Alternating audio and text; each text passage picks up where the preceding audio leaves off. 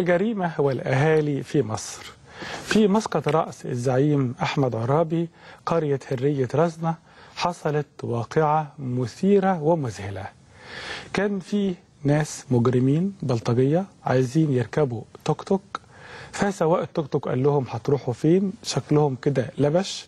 قال لهم هتروحوا فين؟ قالوا هنروح مكان بعيد كده. لما قالوا عليه هو خاف ان هم يخطفوه او يسرقوا التوك توك او يعملوا فيه حاجة، فقال لهم لا. فشدوا عليه ان لازم يروح هو والتوك توك بتاعه المكان البعيد ده بالليل.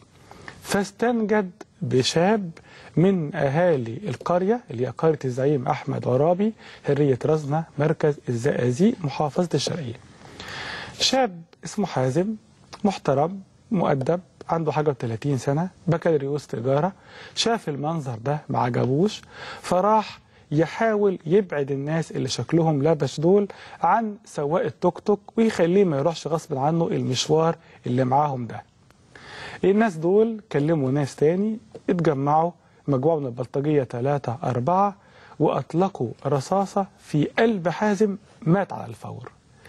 قتلوا شاب محترم رائع قام يقوم بواجب إنساني إن هو يحمي سواق توك توك إن يروح مكان بعيد ربما يختطف فيه أو يختطف توك توكه فيه. قتل حازم على الفور. الأهالي عرفوا طبعا، استشاطوا غضبا. خرج كل أهل القرية رجالا ونساء وأطفالا، وراحوا قدروا يمسكوا 2 من اللي قتلوا الشاب حازم، وخدوهم وقتلوهم وعلقوهم عريانين على عمود نور في القرية.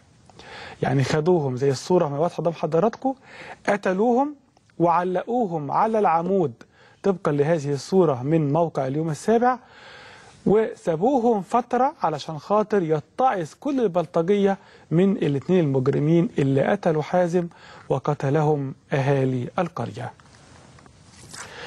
طبعا خطورة هذا الموضوع إن شعور الناس بإن الأمن بينفلت، وأنه يجب على الشعب مباشرة أن هو يواجه تردي الحالة الأمنية.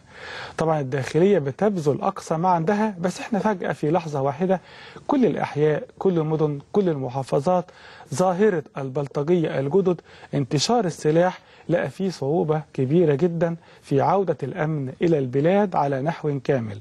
علشان كده أعتقد إن استراتيجية الأمن ينبغي أن تشمل إن الداخلية تروح في عقر دار كل مجرم، إن كل شخص عنده سوابق، إن كل شخص سبقت له الجريمة لابد من اصطياد الفئران من جحورهم قبل أن يرتكبوا الجريمة. تجفيف المنابع أساسي في مكافحة الجريمة.